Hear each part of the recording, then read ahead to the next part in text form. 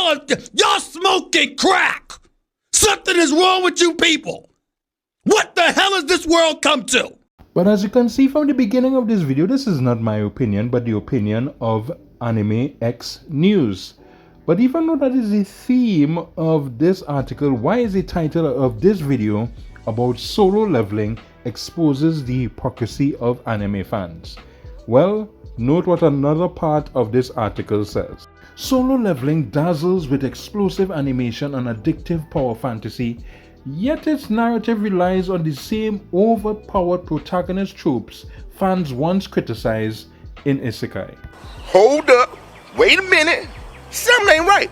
So let's go a little bit further and see what this article has to say on this very interesting topic about solo leveling and anime fans' hypocrisy.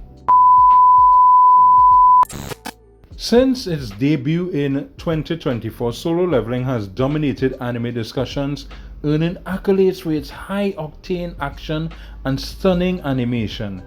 Yet beneath the surface, the series exemplifies a glaring contradiction in anime fandom: the double standard toward overpowered protagonists.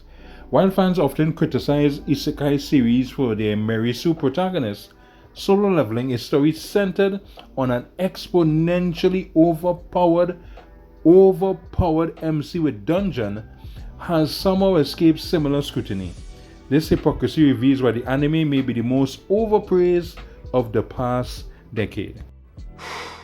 Boy, that escalated quickly. I mean, that really got out of hand fast. Yes, it did, but let's move on to this section. The overpowered protagonist, a hypocrisy unmasked. For years, anime communities have lambasted, big word, isekai series like Sword Art Online, or reincarnated as a slime for their protagonists who effortlessly dominate weaker worlds. Critics argue that such characters lack relatability and strife narrative tension. Yet when Sun Jinwoo, the E-rank hunter turned shadow monarch, levels up in a dungeon and annihilates entire armies of monsters, the same critics cheer. You are correct, sir! Jinwoo's power progression is justified by the series system, a game-like mechanic that rewards him for surviving deadly dungeons.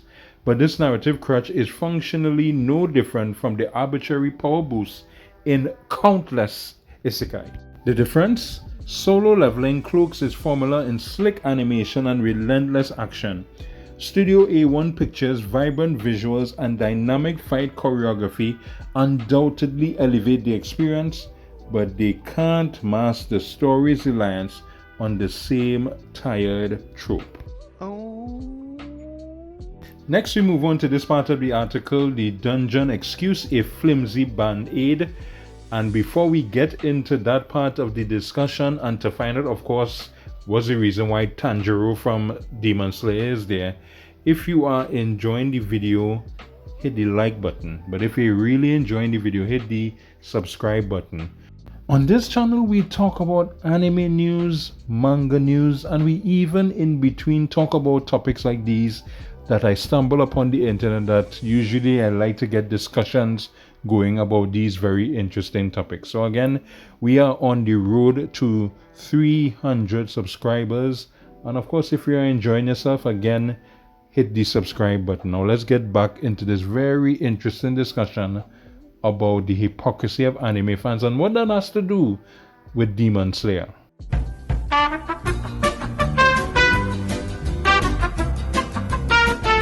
The series defenders argue that Jinwoo's power is earned through perilous dungeon raids, contrasting with the lazy wish fulfillment of isekai, but this distinction is superficial. Jinwoo's survival in dungeon is predicated on the system's arbitrary rules, not strategic growth or moral choices. Compare this to Demon Slayer, where Tanjiro's victories stem from grit, innovation, and emotional resilience. The stakes in Demon Slayer feel earned because Tanjiro's power grows alongside his understanding of loss and sacrifice. In solo leveling, Jinwoo's trauma, such as his mother's illness, is weaponized to justify his power spikes, not to deepen his humanity. The series trade narrative depth for pyrotechnics, big word, a trade fans have oddly embraced. I beg your damn pardon.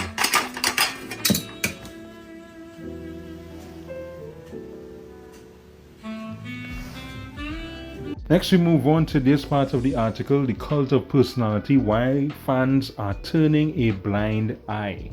So why the pass? Part of the answer lies in timing. Solo Leveling arrived in an era where anime audiences crave escapism, and its blend of dark fantasy and game-like progression taps into that desire perfectly.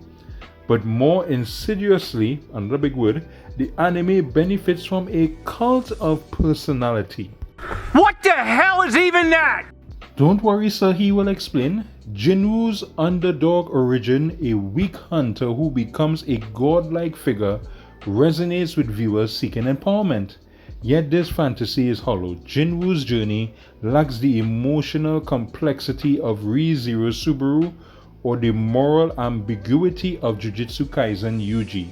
His transformation into a savior feels transactional, not transformative. But still, let's not forget that Gege Akutami just tossed the manga in the ending, whatever that means. And now we are at the conclusion of this article entitled A Hollow Victory. Solo Leveling is not without merit. Its animation is a marvel and its action sequences are undeniably thrilling. However, these strengths cannot obscure its narrative shortcomings.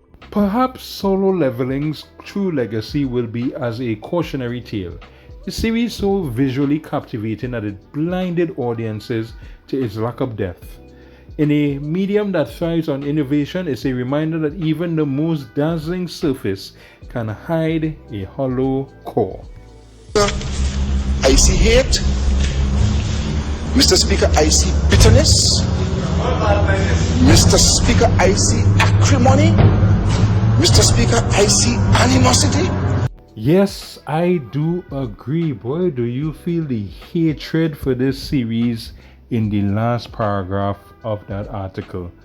But you know, we live in the age of persons being using articles to get those likes and those clicks these days, because this sort of reasoning does not make any sense to me. To compare, for example, Demon Slayer, the storyline and the character of that series, to Jinwoo and his story in this series, I don't know, it just absolutely does not make sense. Let people like what they like. It's true that the anime community has some bit of, because we can't paint everybody with the same brush, some bit of hypocrisy, but let people like what they like. Yes, there was a time, long time ago, when people hated isekai and overpowered characters, but I guess this one, as the article rightfully said, probably it had good timing and it was the right time for Solo Leveling to be popular. But at the end of the day, what are your thoughts on this article? What points do you agree with? Do you disagree with? Let us know in the comments. Keep it civil, of course. Keep it civil. Do it! But did you know that the Frieren controversy has returned like Palpatine from Star Wars? Well, if you're interested in that video, it's popping up right in your screen. But if you're not, you could check out another video that is in the description. But in order for you to be able to access those videos, you have to hit the subscribe button. So thanks for watching, and that's it. I'll go on.